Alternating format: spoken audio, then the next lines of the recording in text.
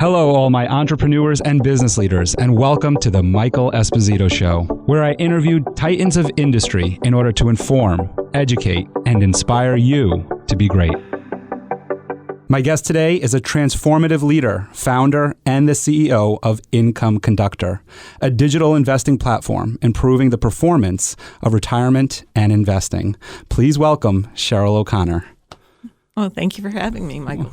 Welcome. Well, we were just talking a little bit about your background and being a teacher, so I'd love to hear some about that, about your experience as a teacher and what got you into investing, becoming like this, great tech guru and investor and everything. So we'll talk about that. But what I'd really like to go into first, which I typically do with my guests, is a little bit about their upbringing and their childhood and how that had an impact on them today.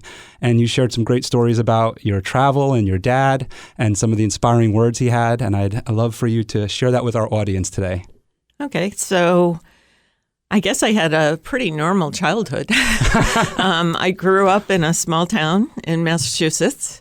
My parents were the children of immigrants from Ireland and Poland. And my dad, they both grew up in the Great Depression.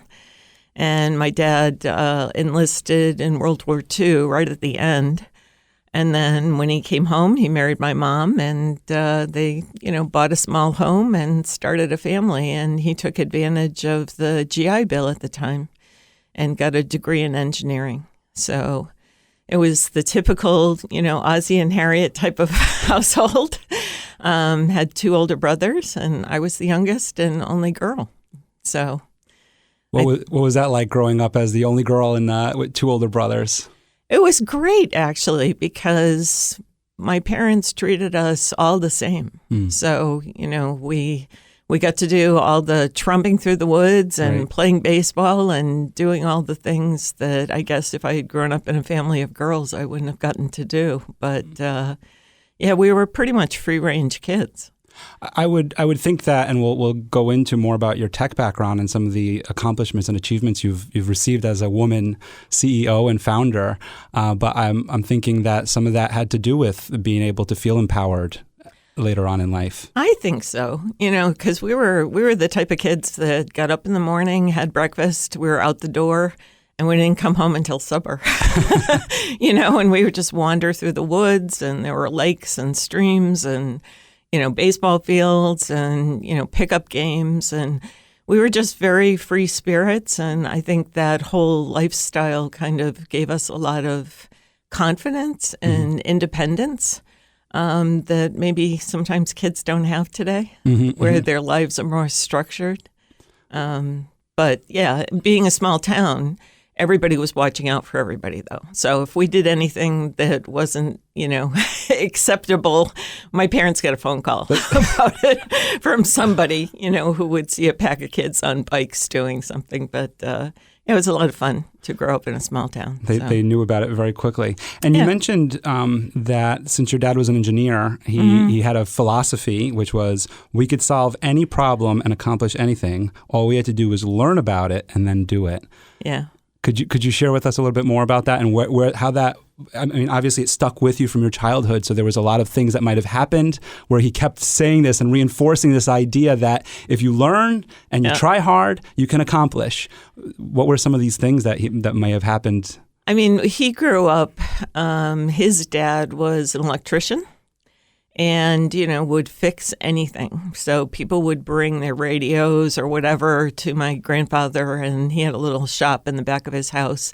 And so he taught my dad, all about electrical things. And, my dad just loved to fix stuff. And he always had the idea that whatever problem was put in front of him, he could figure it out. He just had that kind of mind. So, I mean, my parents, they were do-it-yourselfers. They built, concrete driveways and brick walks. And my dad put, additions onto our house all by himself. And I guess that was the way. I mean, people didn't hire other people to do stuff. They just, taught themselves how to do it and did it. So, that's how we grew up. So you learned from his example then. So he didn't just say it to you. There wasn't situations where you were doing something and he said it to you. It was more of that you would see him do all of these things on his own and learn and build and do different things. And my mother was right there next to him. So she was the one with the eye who would make sure that everything was straight and lined up. But, they did everything together. They were a team. I mean, that's how we grew up, just thinking there's nothing you can't do if you put your mind to it. That's a really great example of leadership that you're sharing there, is that, when our audience is business leaders and entrepreneurs, and they're learning how to be leaders in their communities and with their teams and with their employees. And one of the things a common thread that I've seen through all of my interviews is self-awareness and leading by example. And what you're sharing with us is that your dad led by example, and he didn't have to tell you that. You just picked up on it, apparently, from what you're sharing with us today. Yeah, and he was always willing to have you there and to talk through something. So he was a good teacher too. So while he was laying a brick, he would tell you, just the right way to mix the concrete and just the right spacing on the brick and how to set it and how to line it, and he passed those things on. He never forced us to learn things, but he always kind of encouraged us to be there and would explain step by step, what a process was. It came naturally. Yeah. It sounds that way. So you mentioned he was teaching naturally, and this kind of leads us into your career path, which you become a teacher later on as you graduate college and go on into your career. But there was something at the young age of 13 that kind of initiated this process. You want to share with us about your musical background and your teaching experiences? Yeah, so my mom was, both my parents were very strong believers in education and just having a well-rounded education. So, we grew up in a generation where teachers were never wrong. And, you respected authority, and you took advantage of all of the things around you. So, we took advantage of music lessons in school and sports. And I remember when I was 8 years old, all of a sudden this organ showed up in our living room. And my mother had it set in her mind that I was going to learn how to play the organ. So she hired an older woman who was a organist in a local church. And an organ is not a small piece of a musical instrument. No, I mean it was one of those organs, with the split keyboards and a little one octave pedal board that were very popular at that time. A lot of people were buying those. So now you see them in secondhand shops, but then it was a real treat. And so I started taking lessons and really liked it and excelled at it. And then the organist in our local church passed away. And my dad was on the church committee. And the priest asked anybody, do you know anybody who plays the organ? And this was a huge stone-like cathedral church in town with a huge pipe organ. And my dad said, "Oh yeah, my daughter plays the organ." So she can do that. So at the age of 13, I started playing like 5 masses a weekend and started to direct an adult choir. So that was a big experience for a teenager. At the age of 13. At the age of 13. So I kind of want to stay there for a second, because I was going to ask you, in terms of learning and becoming to the point where you were professional now, getting paid to be an organist. What was kind of going through your mind? What were some of the challenges that you had to overcome in order to be able to develop the skill and then be able to feel accepted by maybe some older people that you were kind of maybe having to tell what to do or how to do certain things? Well, I was more of a shy kid. I like to read and imagine things and be on my own a lot. But it just kind of forced me into the public arena. And, directing adults was a little scary at that point, but they were very nice to me. They were very nice to me and very supportive. And it was an incredible experience. What's a technique that you used to direct people that were older than you that you can look back at that you could see maybe worked really well? I was always more of the collaborator, and I think that's my managerial style that I've had throughout my career. Not really look at people from an age perspective or a gender perspective, but just say, we're all working together towards the same goal. So how can we help each other? Yeah, that type of attitude. Yes, the collaborative, and you mentioned it too later on in the bio that you sent over to me of collaborating. But I feel that was definitely part of your upbringing is what helped in that later on in life. Yeah, well, you kind of have to collaborate if you're working with people who are 20, 30 years older than you, even more. Yep, and I'm sure they appreciate it. They're more experienced, and so, you kind of have to come in with more of a humble look and say, you're here to teach me as well as I'm here to help you. So you move on in life and you become a teacher, and you taught middle school, you said? I taught elementary school first, and then I taught at a private high school. Out in Woodstock, Connecticut. And then eventually I ended up in a inner city middle school. So all ages. All ages. And so before we go into the tech and the fintech and everything in the financial, in the part of what I think about with entrepreneurs is there is a journey, and every entrepreneur's journey is different. And a lot of times there are definitely some entrepreneurs who right out of the womb, they're ready to start their own business and just go off. Yeah. But then there's also the entrepreneur who works for others and goes, thinks or not thinks, but is, follows the mold of like, I have to go to college, I have to get a career, I have to get a job at a company. And then all of a sudden, at 30, midlife crisis or whatever, they go, oh my goodness, I want to start my own business. But it's always been there. Yeah. I wonder while you were a teacher, maybe some of the lessons that you learned that led to your entrepreneurial journey, and then also what was going on in the back of your mind. Did you always have a little itch to maybe do something on your own? I didn't think of entrepreneurship at that point. I mean, I loved teaching, but I think every single job I had kind of made me better at what I'm doing, in the next job. You learned from. Yeah. And the music taught me a lot of discipline and the fact that there is no such thing as perfection. So you're always striving to get better. No matter how good your performance is, you can always do it better or a little bit different next time. But then teaching was really good because I learned just from my studies from child development, but also from my experience in working with all different types of kids in different economic situations and everything, that everybody is unique. Everybody has really important skills in different areas that can be applied. That whole idea of, intelligence, or, this kid's going to be successful and this kid not so successful.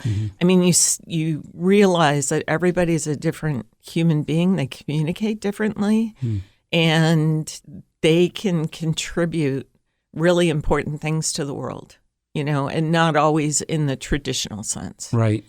Some kids who are obviously not good at traditional subjects, but they were really good at getting consensus and groups of people to work together and collaborate. And that's a real gift, where other kids would be very isolated. They may have been straight A students, but you could kind of see them maybe working in a lab somewhere and, not working in an environment with a lot of other people because they didn't have those strong people skills. So I think looking at every single person as a unique human being that has different things to bring to the world, and then also different ways of communicating, right? So you have two daughters. Yes.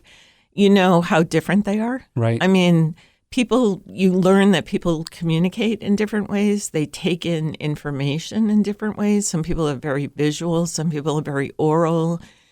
Some people like to sit and listen and kind of assimilate.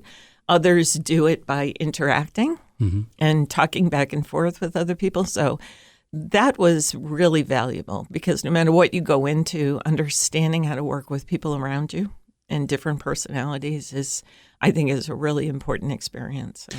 Yeah, obviously you learned a lot from that experience, and I can my two daughters are complete opposites. And you're probably raising them the same way, right? It's like nature versus nurture. Somewhat, yeah. It's challenging sometimes because the older one is much more like my wife, and the younger one's much more like me. Yeah. And so the older one is more of that straight A, very focused and oriented, disciplined person. And then the younger one is more like me, wild and all over the place, and it's hard to rein her in and everything. And the more challenging part is explaining to my older one, her name's Denise, of why we have to speak to Tenley a little bit differently, or why we have to do things differently with Tenley, because she doesn't understand. Because with Denise, you tell her one time and it's over. And she's, okay, I'm good, and even when we're talking about something that maybe she did wrong, or, she needed a little extra, talk with, she'll say, I got it, I'm good. And then she doesn't do it again. Whereas Tenley, it's a little bit different. And so sometimes we have to explain it to her. So I certainly can understand that and appreciate it. I'd be remiss if I didn't mention, I think I mentioned to you on our phone call that, my wife's a middle school teacher, so we share that common bond. And then my mother also she retired 30 years of from the New York Board of Ed. Wow. Was a teacher, administrator, and launched an ESL program and just did tremendous work there. So I have a great big space in my heart for teachers and for you as well. Teachers are very underrated. Very underrated. Very important people. There's a business setting that happens in there because I have so many close people in school and there are teachers. I understand that there's actually a business going on there too, and you are in this, and you mentioned a few things that I have some questions on that actually relate to the business world, where you have these different students, and we could look at them as employees in a way. You have these different students, and they all have different things to bring to the class or to the team. And then you have this administration, you have you have politics that play into it, that you as a teacher, you're seeing firsthand what is needed in the classroom, what these students need, how they need to learn, how they're different, and a test score might not show you what one is really good at. And then we see that in the corporate world and in the business world of, there's different employees and they have different skill sets and everything. And I think sometimes what's really sad and very in the corporate culture is that you just get fired. Somebody just gets fired because they just don't meet the criteria rather than finding a better position for them. So I wonder, and you could expand on this, whether it's in the classroom or in your corporate world, is what were some of the strategies or solutions that you found that worked for you to be able to empower some of these students that maybe didn't score well? And what were some of the strategies that you used to deal with administrators who didn't understand that and to help them understand what you needed in the classroom and what these kids needed? Yeah, it's really hard because in teaching, you're not working collaboratively with administration. You're in the classroom by yourself, so you don't interact as much. So it was challenging. I mean, the school was challenging. It was a lower economic class of student. They had a lot of personal challenges. So I think, making sure that you developed a relationship of caring with the students and let them know that, no matter what happened, you had their backs. But unfortunately, sometimes it was interesting because I started teaching and then I had my two kids. And so there was a time that lapsed there where I was raising my two kids before they got into elementary school and I went back to teaching. And between that, those two times, teaching had changed dramatically. When I first started, I had 3 college degrees. I was making $13,000 a year. And everybody at my school, the principal would come into my classroom. He would sit down and participate in my lessons.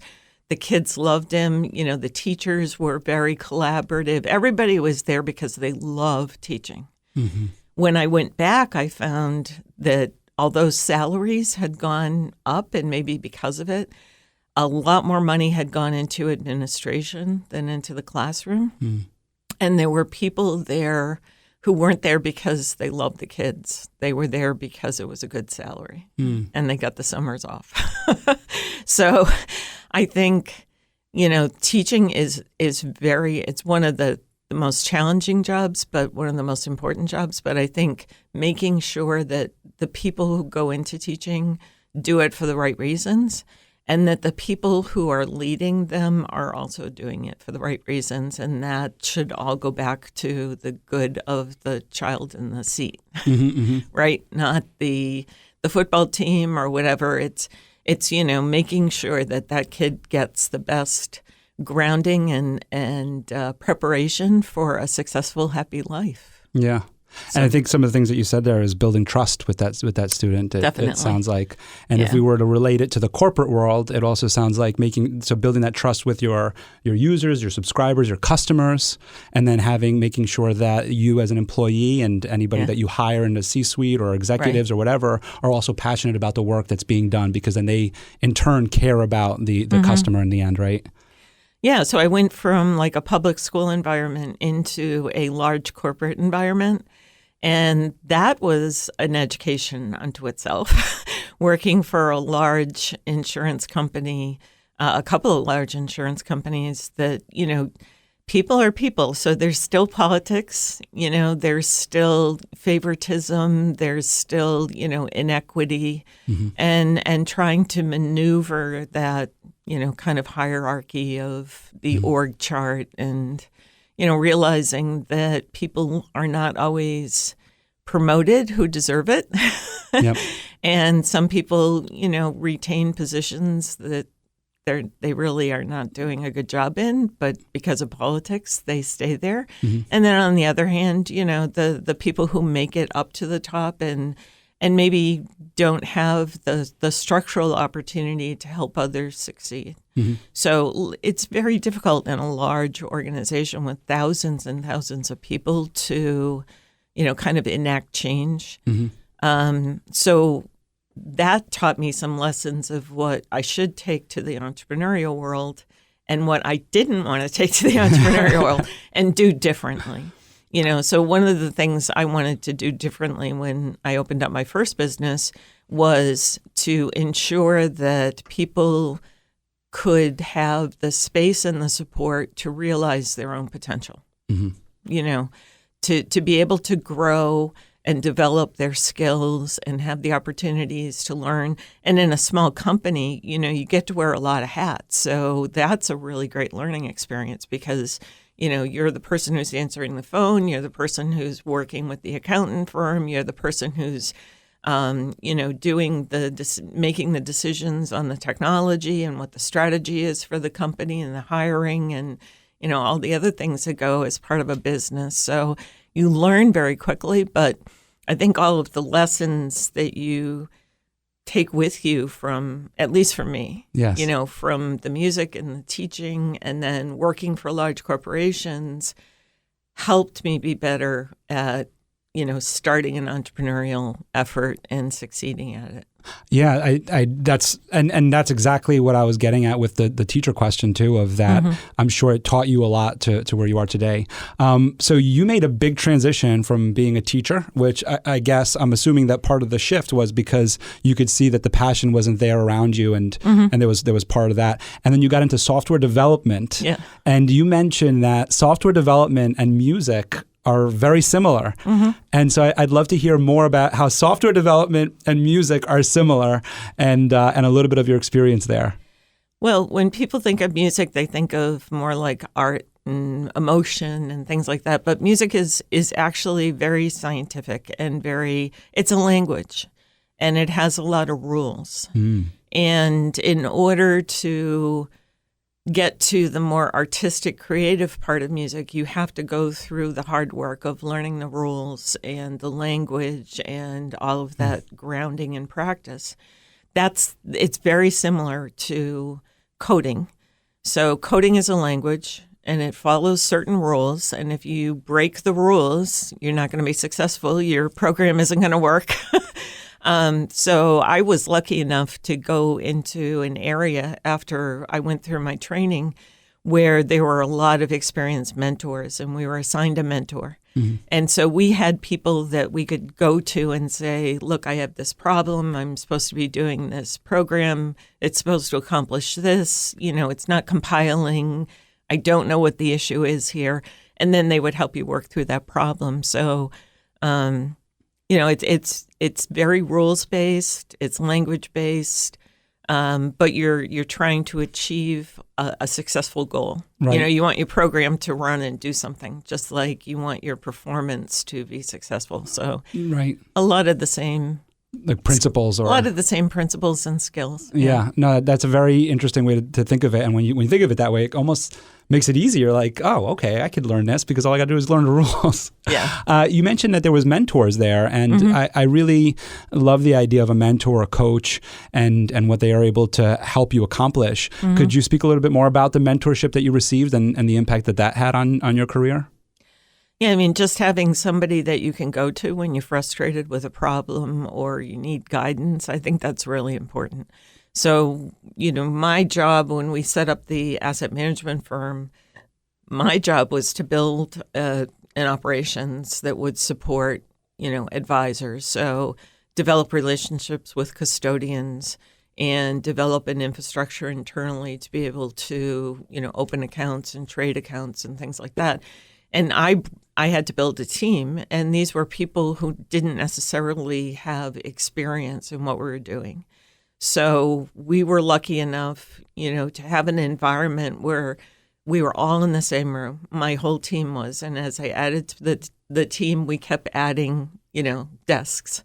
And so I always encourage people, if they got into a situation where they needed help, to reach out to the person next to them. I was always available. You know, we had an open office environment before it was really kind of cool to have an open office environment. But, you know, I don't think you get that when you're in a larger corporation where they have distinct little cubicles, you know, Right. Where you can share information and support somebody right there when they most need it. I think it helps people grow really quickly. Which goes back to your collaborative, the way that your collaborative thinking works.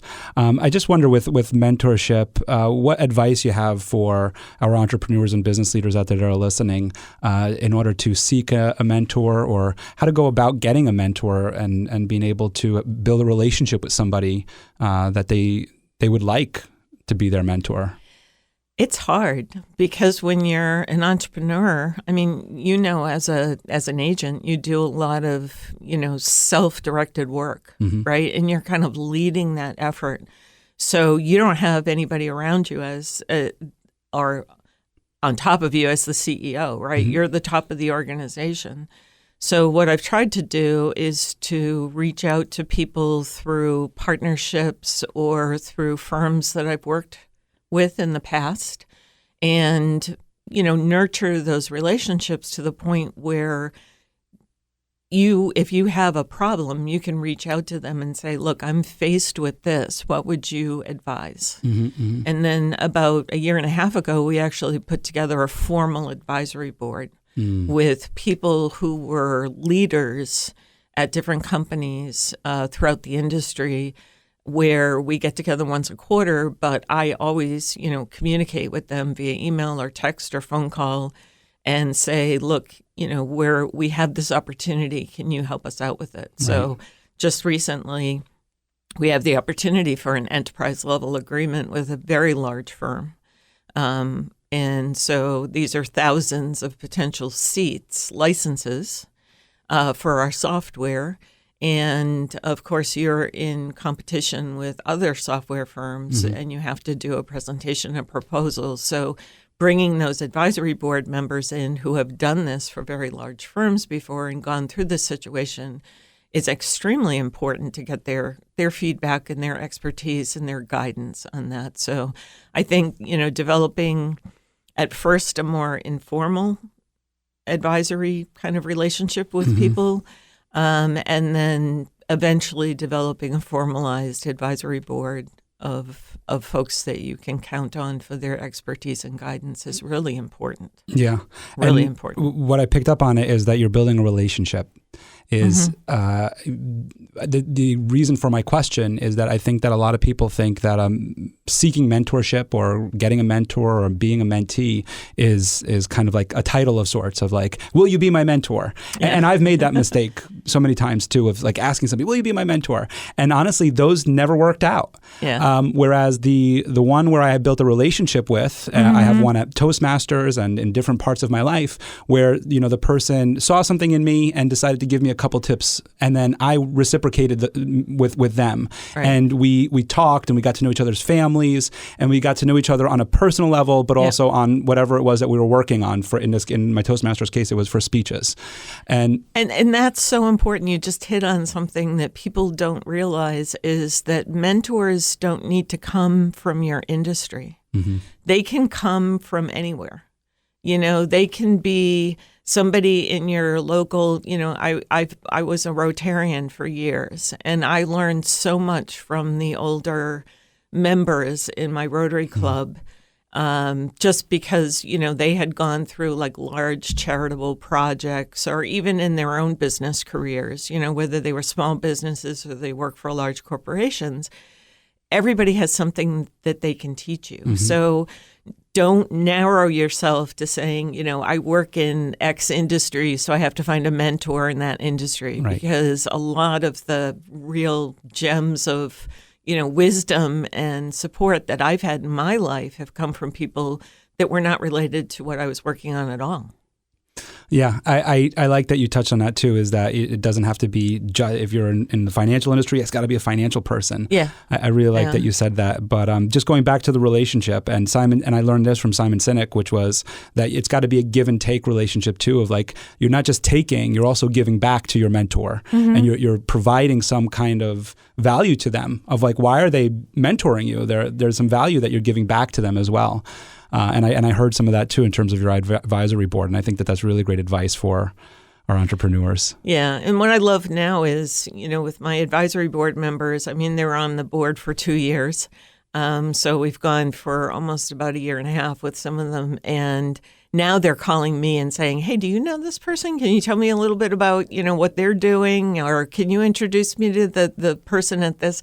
So I feel like now I can give back to them a little bit as well as them giving to me. So I think it also expands and stretches you a little bit more to be able to kind of like you are your circle of influence kind of thing. Mm-hmm. And so if you're stretching and reaching above for advice or for help from somebody who's had more experience than you or who is in a position that you aspire to become in, mm-hmm. and now you build a relationship with this person and they start introducing you to their circle, well, now you've kind of leveled up your circle of influence, right? Yeah, and the older I get, the more I realize what a small world it is.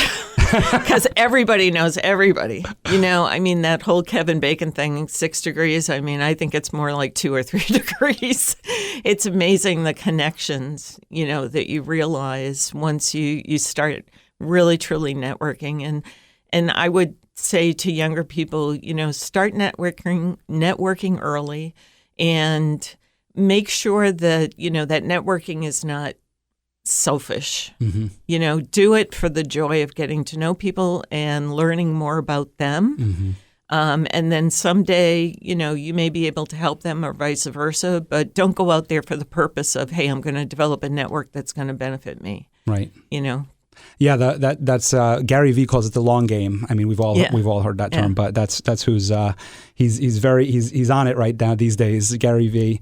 But it's networking is, and again, it goes back to being a relationship. You don't just look for a relationship to find somebody, get married, have kids, and get out. That's not the purpose of Here's the plan. Yes. It's let's develop this. Let's get to know each other. And I agree with that on networking. It's the same thing when you think about networking events and everybody just handing out their business card. Go out and meet somebody, shake their hand and get to know them. And I think that when we get to the level that we're talking about now with an advisory board, it's the same thing. Get to know each other, and then you could start seeing where they can be helpful and beneficial. And it's not right away. It's down the road. Yeah. So it's really great to hear. So part of that networking came into play for you when you made a new shift, which was outside of the corporate world. So we talked about you were part of a software developing team, managing a software developing team, and doing a lot there in that industry. And your network, your husband, taps you on the shoulder and says, hey, Yeah. My friend and I, our partner and I, are looking to open this firm. Would you like to join us? And so I'd love to hear that little transitional story there, and what led you to become the CEO and founder of this company. Well, when you work at a large company and you run into these roadblocks and you say, gosh, if I was running a company, I wouldn't do it that way, or I wouldn't treat somebody that way. And so you get to a certain point in your career and say, it would be fun to actually start a company and, do things the way I'd like to do them. And so taking that leap, in a way, it was, we didn't know what we were getting into, which is good, because 2008 happened 2 years after we opened the company.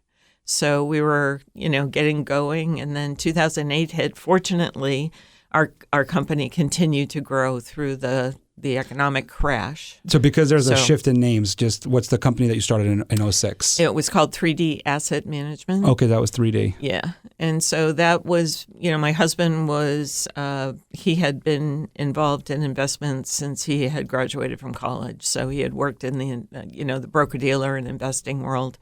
And our partner had as well. So they were kind of the investment and the sales component. Mm-hmm. And my job was to grow that operations department so that financial advisors who were outsourcing their portfolio management for their clients to us could also outsource their back office. Mm. So we each had our distinct roles. And, we're each growing our distinct areas. So as the business progressed, we started bringing on more and more and more advisors, more clients, more accounts, starting to work with more custodians. And then around 2009 or 10, we started to work in the defined contribution space. Mm-hmm. So we were one of the first strategists out there that put together portfolios of ETFs. ETFs are very common right now, but they were just coming out on the scene. So everybody was using mutual funds or stocks and bonds at that point. And then this whole idea of exchange-traded funds came along.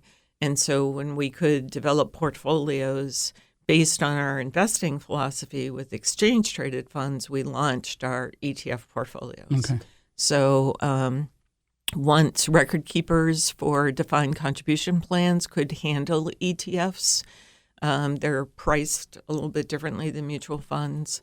They're intraday price versus end-of-day price. So once they could handle those, we started to go into the defined contribution and defined benefit space, which was another whole learning area for everybody, because that's a very different world than the wealth side of the individual investing. It's a lot of rules. Yeah, so. And you mentioned in part of our conversations about learning anything. And so you're going from a music teacher to software developer in an insurance industry, and then now you're ETF and you're going in through all of this financial stuff. Again, back to some of the conversation we had off mic, and for our entrepreneurs and business leaders out there, is that you learned something pretty much out of thin air almost, right? And you were able to learn it and take the time to learn it and understand and have the optimism that your father, I guess, ingrained in you, that I'm going to learn it and I'm going to be successful at it. I think that's very important that you carried that on. Yeah, and I think, I'm a great believer in a liberal arts education, because I think that gives you the grounding of critical thinking and sort of a love of learning and research. And then you can take that anywhere. Yes. And with the internet now, it's so much easier to self-teach. There are programs out there and, self-directed certifications and things. If you just put your mind to it, you can learn anything. I mean, critical thinking being a big component in all of this is that you were a critical thinker, obviously. Yeah. Something that you kind of skimmed over that I kind of want to go back to is the '08, the crash of '08. Yeah. And you launch a company in '06, a financial company, right? And then we have this terrible thing happen in our economy in '08. And you obviously had some clients that might have been affected by it. And then obviously you were able to have enough that weren't and were able to continue your business. What did you guys do? What were some of the strategies that you did to be able to get through all of this? What did you do beforehand maybe that set you up for success through this? Well, the market goes in cycles. And so there's kind of two schools of thought. There's active management, where you're watching the market and making predictions, and you're trading, and you're always trying to be on, ahead of the game. And then there's passive investment, where you've got this longer term goal, and, you're using what people call modern portfolio theory, where you're kind of globally diversified. You've got your eggs in a lot of baskets and not just one. And so over the long term, you'll reach your goal. You're not going to, get 30, 40% return on your investment, but it's going to be consistent and you're going to reach your goal. Mm-hmm. That's the kind of manager we were. So when there's a run-up in the market, as there was before 2008, a lot of people were very much into active management. They were bragging, I'm getting 35% return on my investments. My broker is doing this every day. And, and then those are the people who have the farthest to fall when you get a crash, because they're taking the highest risk, right? Our portfolios did quite well, actually, through the crash. They fell probably 30, 40%, even the most aggressive. And they came back to their pre-2008 values in about 18 months. Wow. So that's the value of passive investing. It's sort of the tortoise versus the hare. Yeah, that's a good analogy. The hare is going to go, but the tortoise is going to cross the line first, because they're going to be persistent. So a lot of people who had been burned through an actively managed process or approach moved over to passive investing. So we found that our company was growing exponentially through 2008, 2009. But it was during that period, and that was a great learning experience, especially, seeing going through a huge market decline like that is a real learning experience. Working with advisors and end clients through that was a learning experience too, because some people, no matter how much they tell you that they are risk averse, and that they fill out these questionnaires, these risk questionnaires, and they come out saying, "Oh, I'm feel very comfortable with risk." Those are the people that are on the phone, screaming at you to liquidate their portfolio at the bottom of the market because they can't take it anymore. They can't sleep. Right. So I question the value of those risk questionnaires. People, they don't know what they're going to react like in a situation like that until they're hit with it. Mm-hmm. They may feel very confident, and then all of a sudden the market declines and they just fall apart. It was that experience that actually led to my current entrepreneurial effort, because seeing all of these accounts, we were managing thousands of accounts for retirees. And some of the advisors were calling us saying, rebalance down to, 10% equity, or just liquidate, get my client out of the market right now. Mm-hmm. Whereas this other set of accounts, we weren't hearing from the advisors, we weren't hearing from the clients. Nobody was changing their allocation. They were riding this through just like it was any other, day in the market. And that was fascinating. And a lot of these accounts were associated with this guy out in Denver who I had gotten to know, Phil Lubinsky, an advisor. And we had gotten to be good friends. And I said, "Phil, what is this? This is really scary. All of these people are staying. We're not getting any calls. It's like, normal situation." And he said, "Oh, that's my strategy. That's my distribution strategy they're in." So I said, "You have to teach me what this distribution strategy is." And he had developed it back in the 1980s. when he was a young advisor. And those were the days of middle management buyouts. You're probably too young to remember that, but that was the Jack Welch time when a lot of the large companies were kind of getting rid of all of their middle management. And so he was asked by Martin Marietta out in Denver, a very large employer, which is now Lockheed Martin, to come in and talk to all of these middle managers who were offered this buyout. So they were going to retire a lot sooner than they wanted to. Mm-hmm. And so he went in and said, I know nothing about distribution. Let me look at what people are doing now. So he did some research and he saw that basically what people were doing was they were retiring. Whatever they saved, the advisor would put it in some sort of portfolio, and then they'd just take a distribution out of it every month. So that's where the 4% rule came from and the whole systematic withdrawal idea. But what happened was when market downturns came, and there was a huge one in 2000, and they come every few years. Right. What happened was the people, they couldn't stop taking money from these portfolios. They needed that money. But now the portfolio had lost 50% of its value. They were still taking money out of it. And the chances of that portfolio surviving for the rest of retirement and delivering income, the chances got very, very low. Wow. If not, they would run out of money. So that's what's called sequence of returns risk. When you keep taking money out of a portfolio that has lost value, it will never go back to its original value or grow because you're depleting it constantly. So he said there must be a better way. So he developed this whole idea of segmenting assets, and he called the process time segmentation. And this is what keeps people in the market during these large drops and a lot of volatility. Even throughout COVID, our advisors told us that their clients were not worried at all. So I started to learn more about this strategy and do research into retirement and found that there wasn't that much research being done because for decades now, people have been concentrating on accumulation, saving money in 401ks, saving money in individual accounts, investing in the market, growing. But what happens when you're coming up to retirement? And especially now with retirees who don't have pensions and they're living much longer.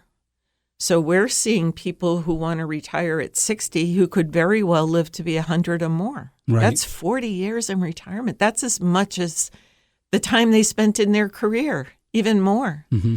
So how do you do that if you don't have a pension?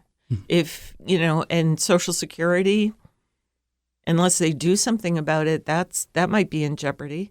So they've got this chunk of money that they've saved, and now they need some help turning that money into a reliable paycheck over a very long period of time. Mm-hmm. And so, those are a couple of differences with today's retiree. But another difference is it used to be that with pensions, people also got health care. And now people need to, get their own health care in retirement. And it's very expensive. Mm-hmm. The inflation rate on healthcare costs and pharmaceuticals are just astronomical compared to, the price of gas or milk or whatever else, the CPI. But, that's a risk. And then the longer you live, the higher the risk you're going to need long-term care or assisted living. That's very expensive. So people are going into retirement thinking, am I going to make it? Right. And nobody's really helping them. Nobody's concentrating on that in the financial services industry. So that's what we decided to concentrate on, to build a software that would use Phil's strategy that he used with hundreds and hundreds of retirees over his 30 plus years of being a financial advisor. And so Phil and I partnered with my son, who is the chief technology officer of the asset management firm, and got involved with the development of the income conductor technology. And then decided when we wanted to break off the software and found a new company, he said, I think this is much more fun than what I'm doing. So I stole him from my husband, and he's now our partner. So you had 3D management, asset management. Is that still currently? Yes. So that's still alive and well. Yep, my husband's president. So that's your husband. Okay, so you have that, and then through that experience is where you met Phil, and then that's where you launched Income and Wealth Conductor, or there's Yes. Well, Wealth Conductor LLC is the company. Okay. Income Conductor is the software. So you launched this based off of this philosophy. What part? So everything that you just mentioned there, right, is something that I wouldn't say is common knowledge, but is a lot of other financial people can do it, right? But you decide to pull it into software, and you decide to go technology based. Right. And I'm just wondering, what made you think to go that way? I mean, obviously it was a good choice, but what made you think to go that way? Yeah. So, I mean, obviously technology is a big part of our lives now.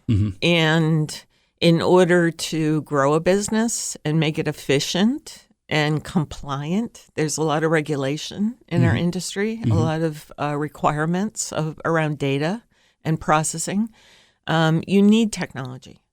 So, I could see through the asset management firm over, the 10 plus years that I was doing the operations department, that the financial services industry was changing drastically. Number one, the regulations were becoming much stricter after the crash of 2008, and rightly so, right? Because a lot of things went wrong there. So the regulators were coming back and putting a lot more restrictions on things. Number two, there were robo platforms that were being developed. So people who before used to go to a financial advisor now could go to a platform on Fidelity or Schwab or TD, and they could do it themselves because technology and AI and, it was just making it very easy for an individual to go and say, I have $100,000 to invest, and, this is what I can invest in. And it was much cheaper than using a financial advisor. So that was a threat to financial advisors. And then what we were seeing was fee compression. So just through the natural business cycles and everything, people were reducing their fees to be more competitive. And, it was getting to the point where, you were doing work for almost nothing. So from an opportunity perspective from a financial advisor space, it's either go out of business because you're being displaced and you're no longer, able to survive with the low fees and the higher regulations, or develop a new value proposition. So what would that value proposition be? It would be financial planning, which, robos are not good at, because financial planning is very complex. And you know that from the insurance world, even planning with a business for insurance. Now look at the person's whole life holistically, all of the components. And at the same time, the opportunity that was being presented by the baby boomers. So millions of people are moving into retirement, and they're going to represent 70 to 80% of the wealth in the U.S. by 2029. Wow. These are trillions of dollars of assets that the baby boomers are moving into retirement out of 401ks. So where's the opportunity? It's in retirement income planning. It's in bringing that kind of holistic planning to retirees who desperately want it and need it to make sure that they can have a financially secure, happy retirement. So redefine your value proposition, but do it with a technology that will help you be compliant and efficient so that you can scale your business and manage hundreds of these plans for hundreds of clients without having to add to staff or spend a lot of money with, human support. The technology does it for you. Right. Yeah. And I'm sure that your software development background helped in all of this, these choices that you made, right? Yeah. And I think actually the project management helped a lot too. Yeah. And in 2017, you received, 2019, you were awarded the first prize in a global female founders in fintech competition.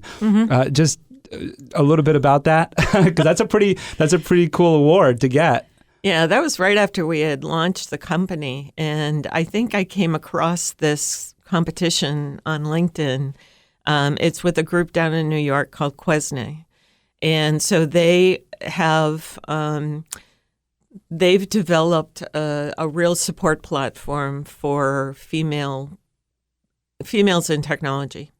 And so they have an InsurTech, females in InsurTech competition. And this was like their second female in fintech competition. And so I just, on a lark in December, filled out an application. And then I heard back from them and they said in January, you'll hear, we have hundreds of applicants from all over the world. It's a global competition. And so you'll hear in January, whether you made the cut or not. They are going to choose 5 finalists. So I was down in Florida at a TD conference and got an email when I came back to my room, and it said, congratulations, you're one of the 5 finalists. You're going to be doing a presentation live on stage in front of an audience and a jury of, a collection of judges. At the beginning of March, you have February. This was at the end of January. You have February to prepare for it. So you have 5 minutes on stage, and then you have 5 minutes of open questions from the judges. And, you've got to have a 2-minute video as part of your presentation. So you can imagine Simple. putting a video together, right, in a month. So that February was very hectic.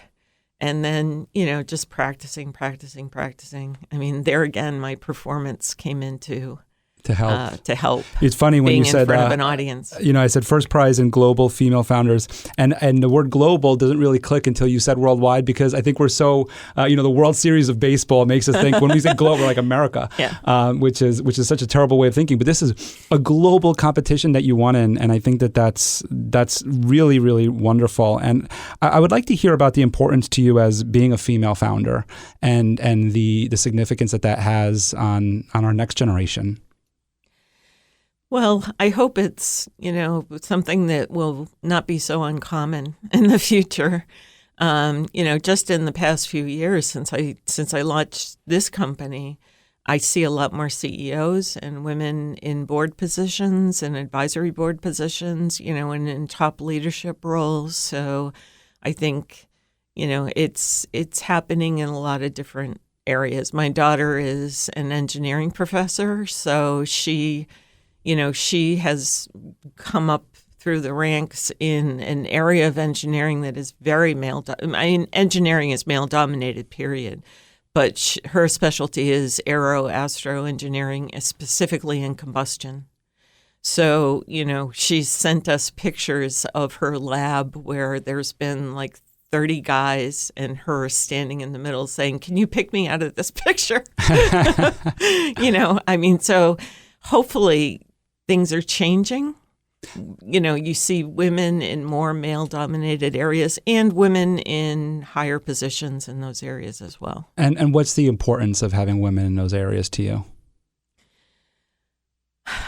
I hate to say they bring a different perspective, but I do think they're more collaborative in general than male leaders that I've encountered. I think men can be just as collaborative, but once you get to that level, I think, what I've experienced is men seem to be more dictatorial, the chain of command idea, rather than being more collaborative. So I'm hoping that, the more collaborative nature comes in. A little more empathy. And it's not to say women are not competitive, sure, because they're very competitive, and they want to succeed. But I think they're more apt to bring other people along with them than to be the sole success story. I was excited to have you on today because you're actually one of my first female guests. Oh, really? And and even in my intake form where I put pictures of female leaders and everything, it's still challenging to find female leaders to come onto the show. Mm-hmm. Although there are plenty out there, it's just like you said, in my LinkedIn searches, it comes back with mostly male results. So and who fills out the form is mostly the males. And I do have a couple other women who are coming on the show, but part of my excitement to this was also looking up some other famous female entrepreneurs, mm-hmm. and I got to watch the TED Talk with Sheryl Sandberg of Facebook. Yeah. And although it was in 2010, I think some of the same issues that she spoke about in 2010 are still some of the issues that we're confronted with today. And being the father of 2 daughters, I do hope that some of that changes. And I do, at least in my experience, I've had a lot of female influencers in my life. Mm-hmm. That have my mother, my grandmother, and so I've always seen the empathy that women bring, and I do think that in a corporate setting and with what you just said, that collaborative idea that women do have and less dictatorial, I do think that would help change some of the corporate culture that we see today, or at least I hope to. So. Yeah, I mean, I think that, and it's been proven, through research that diverse teams are more successful. If you get everybody in a room and they all look the same and they all have the same background, they're going to pretty much come to the same conclusions. You're not going to have people with, conflicting ideas, bringing them to the table for discussion. Mm-hmm. And it's only through that kind of collaboration that I think you distill out the best way to approach a problem. Mm-hmm. Rather than this is, kind of a one-dimensional way of dealing with this. Yes. So, I wish there was more diversity, not just for the sake of having, one of this and one of that and one of that, but just for the sake of getting to a better place and functioning better as a company because of those diverse opinions. And they they can be diversity of age and diversity of economic background and diversity of education and experience. Mm-hmm. I think one thing we do wrong is in business, at least, is kind of get this idea that you have to have a certain kind of resume. To me, as a hiring manager, I've hired people that had absolutely no experience in financial services industry, but showed that they had a good background of self-learning and dedication and hard work ethic and, the ability, even like at a Target or, in a retail environment, to start off at the lowest level and get to an assistant manager in a very short period of time. So I think there needs to be diversity in a lot of ways of looking at things, and it will just make a better outcome. Yes, I like that you expanded beyond women because I agree with that the diversity is very important. And that kind of circles back to being a teacher and looking for those different things in the students outside of just the exam. Exactly. Going into something that another part of this conversation that I was really excited to ask you about is in the raising investor capital. You went through a round prior and you're mm-hmm. going through another round. I would just love to hear that experience, how you initiated that experience, what it was like, and where it is today and where you're going next. Yeah, that's been probably the biggest challenge because, out of all the venture capital funds that went out, in 2018, 2019, even 2020, less than 3% went to women-led companies. So, and it's just a matter of how those venture capitalists got to be where they are.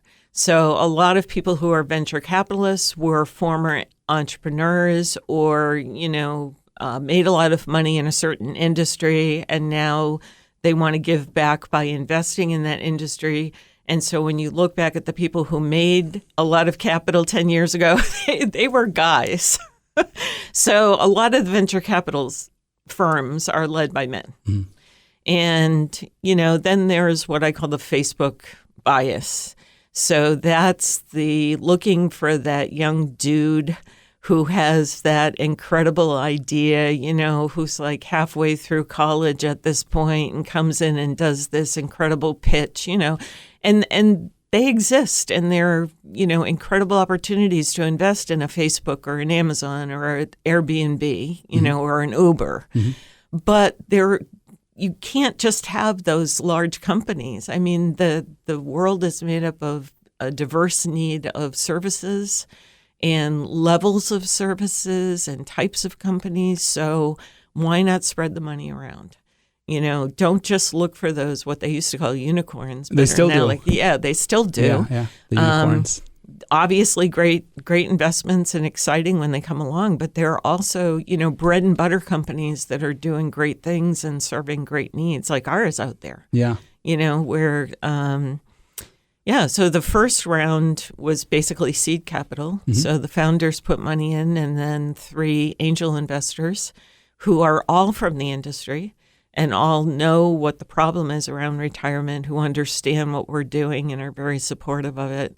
Invested as well. And now we're looking for the next round of capital, which is about $3 million, to kind of hire a sales team, sales and marketing support, take the technology, speed up the development of the technology. We continue to develop it, but speed that up as well. So that's what we're looking for at this point. How did you go about finding the angel investors? Because I find that so for those who are listening, you have the angel investors and you have the big venture capitalists. And it's kind of odd, but it's almost easier to find a venture capitalist because they have their big website, they promote themselves, you know who they are. And so you could send out a request. Now, more than likely, you won't get anything from them. But the angel investor is one that is a little bit more in the background, and you might be able to actually get something from because they don't have as many restrictions or don't have this big or corporate setting that the VC has, but they're harder to find. So I wonder,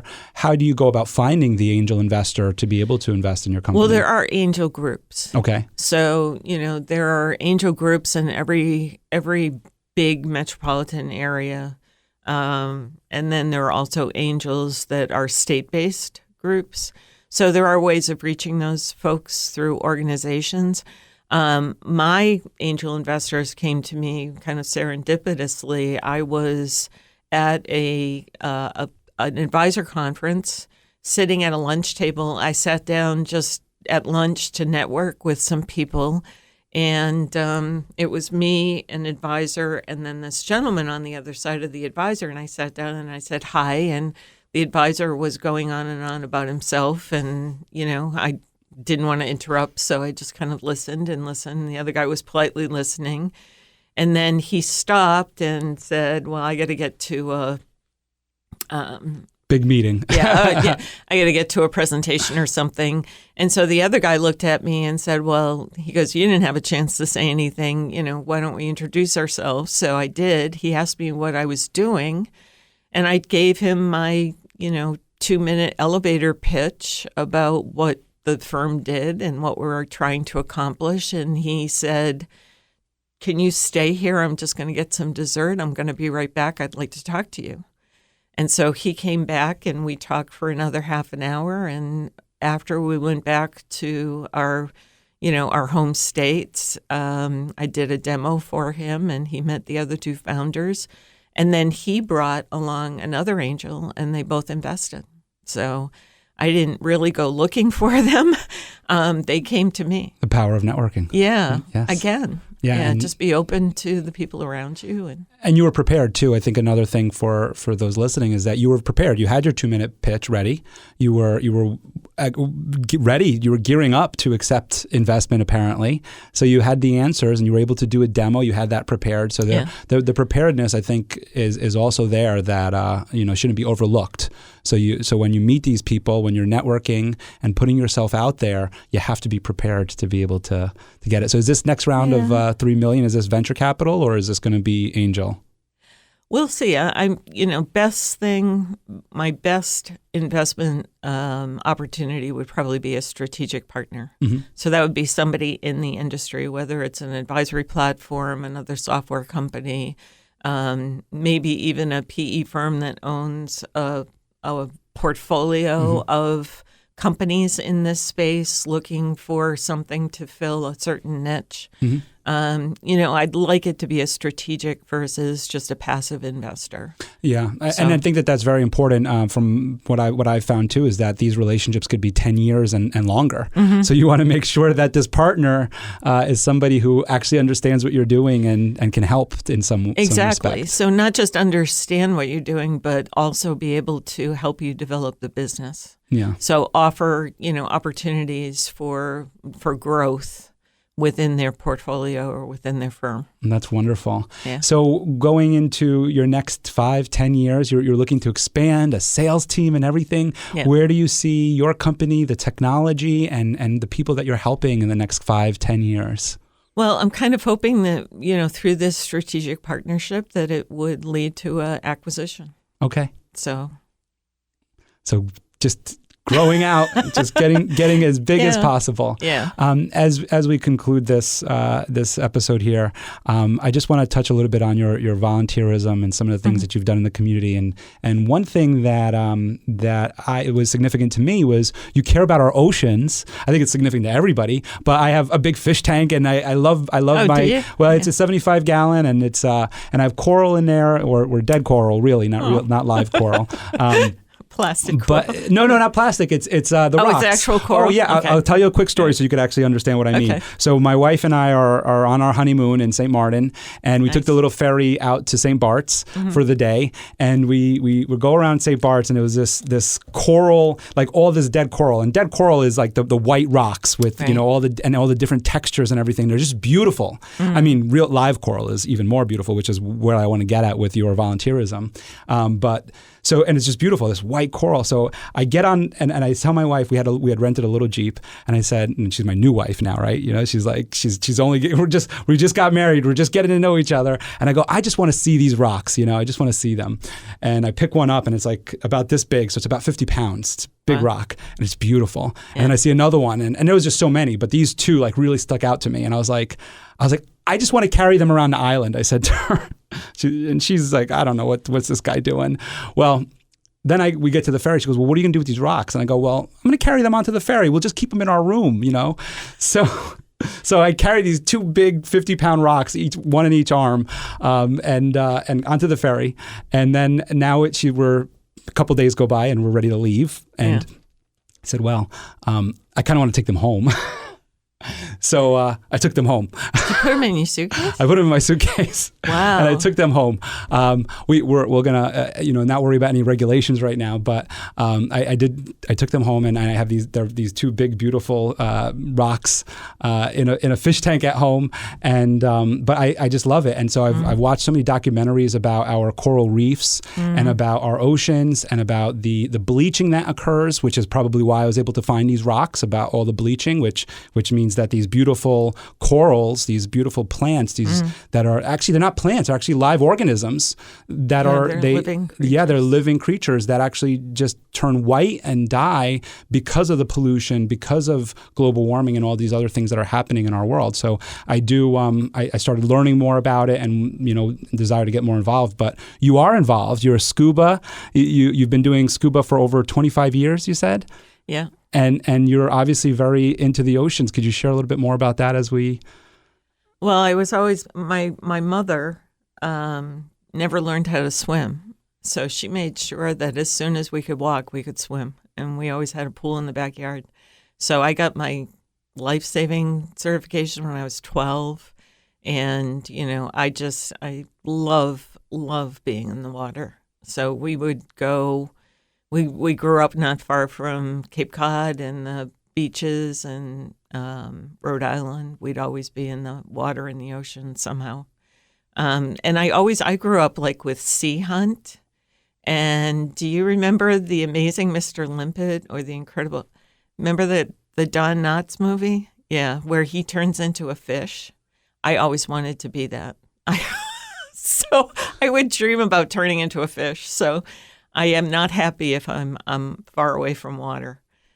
So my goal was to scuba dive at some point. And my husband's family, they were divers back right after Jacques Cousteau. Like his dad started diving during World War II, like when, Cousteau started to develop his aqualung type of thing.